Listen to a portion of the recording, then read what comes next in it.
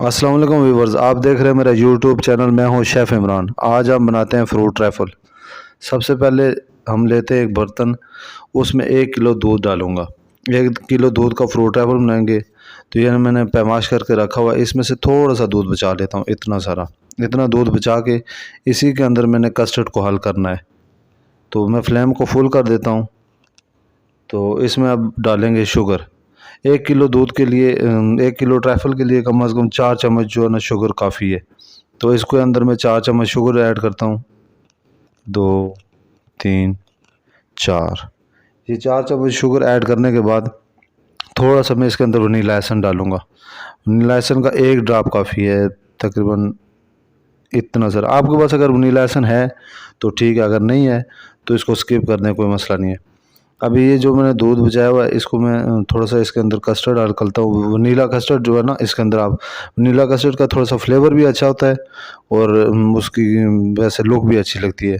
तो मैं vanilla custard ज़्यादा इस्तेमाल होता है, मैं उसी को लेके आया हूँ। तो ये इस्तेमाल करते हैं वनीला कस्टर्ड। इसको मैं ओपन करता हूँ, 1 सेकेंड। एच नाइफ सीजर मुझे, हाँ जी। इसको मैंने दरमियानी आंच पे, दूध को मैंने थोड़ा सा दरमियानी आंच पे रखा हुआ है। तो इसके लिए कस्टर्ड मुझे काफ़ी होगा 3 स्पून, 3 टेबल स्पून जो है वो काफ़ी है इसके अंदर। ये तो इसी के साथ इसको हल करके तो मैं इसको साइड पे रखता हूँ, 1 सेकेंड। ये इस तरीके के साथ इसको हल करता हूँ ऐसे। हल करने के बाद जब मैं इसको साइड पे रखूँगा तो ट्रैफल के लिए आपके पास फ्रूट होना चाहिए। फ्रेश फ्रूट हो, टीन फ्रूट हो, कोई भी आपके पास फ्रूट हो तो कोशिश करें अगर फ्रेश फ्रूट हो तो वो ज़्यादा बेहतर है। वो काट के पहले से साइड पे रख लें। और केक, तो मैं एक बोल लेता हूँ, बोल के अंदर डालता हूँ केक। केक मैंने काट के पहले से रखा हुआ है। तो इसकी पहली लेयर जो है वो लगाऊंगा केक की। उसके ऊपर मैं डालूंगा सेब और बनाना। ये ऐसे सेब इसके अंदर ऐसे सही मोटी तह लगानी है आपने, जिसको फ्रूट ट्रैफल कहते हैं। तो फिर फ्रूट की वो पूरी तह लगी होनी चाहिए। तो इसके ऊपर ये अभी लास्ट में मैं 1 मिनट आग थोड़ी कम कर लूँ। तो यहाँ पे वो करना है, फ्रूट की पूरी लेयर लगाने के बाद कस्टर्ड डालूंगा। और कस्टर्ड डालने का मैं आपको एक तरीका बता रहा हूँ। कुछ लोग होते हैं जो हल कर लेते हैं, बाज़ दफ़ा बहुत ज़्यादा है और वो एकदम से डाल के तो वो जम जाता है, या फिर बहुत कम होता है। तो जब भी आप कस्टर्ड डालें दूध के अंदर तो इसकी बिल्कुल बारीक लेयर बनाएं। एक लंबी जिस तरह धार होती है इसकी धार बनाएं, बिल्कुल पतली सी ना। तो आहिस्ता आहिस्ता बहुत आराम से इस तरीके के साथ ये आप देख रहे हैं, साथ साथ हिलाते जाएं और ऊपर से कस्टर्ड डालते जाएं। जैसे ये थिक होना शुरू हो जाए इस तरीके के साथ ये देख रहे हैं। हाँ, ये जब थोड़ा थोड़ा थिक होना शुरू हो जाए तो वहाँ पे आप इसको रोक दें। यानी कि बिल्कुल इसको इतना सख्त नहीं कर देना कि ये जम के बर्फ़ी बन जाए, उस तरीके के साथ नहीं। ये थोड़ा सा इसको जो ना आराम आराम से, अगर आपका कस्टर्ड बढ़ जाता है तो कोई प्रॉब्लम नहीं, लेकिन इसके अंदर डाल के तो सारे का सारा जो है ना ख़राब हो जाता है। मुझे तो आइडिया था कि इसके अंदर कितना यूज़ होगा, उस हिसाब से किया हुआ है, लेकिन कुछ लोगों को आइडिया नहीं होता है।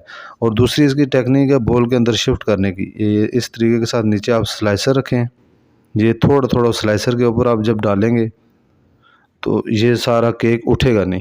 ऐसे अगर आप डायरेक्ट डाल देंगे तो एकदम से जो केक खुश्क होता है वो ऊपर तैरना शुरू हो जाएगा। तो इससे बेहतर है नीचे स्लाइसर या चम्मच या कोई भी चीज़ जिससे आप हिला रहे हैं उसी को नीचे हाथ में पकड़ के दूसरे हाथ के साथ इसको ऊपर से डालें।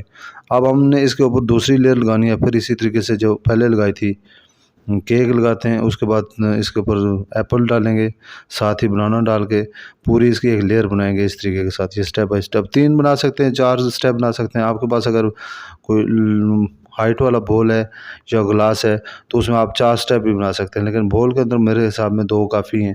आप अगर 3 बारीक लगाना चाहें इसके अंदर जेली भी कुछ भी और भी ऐड कर सकते हैं अपनी मर्ज़ी का। तो इस तरीके के साथ लेयर लगा के उसके ऊपर वो थोड़ी सी धीमी आंच पे कस्टर्ड रखें ताकि जम ना जाए ना। जो पैन में हो तो वो उसको बिल्कुल धीमी आंच पे चूल्हे पे वापस छोड़ दें। तो वो जब ये लेयर लगा लें आप तो उसको वापस उठा के तो आराम से इस तरीके के साथ, ये नज़र आ रहा है, जमा हुआ नहीं होना चाहिए। इतने एकदम से आप रखेंगे तो ये जम जाएगा नहीं। तो इस तरीके के साथ आराम आराम से डालें।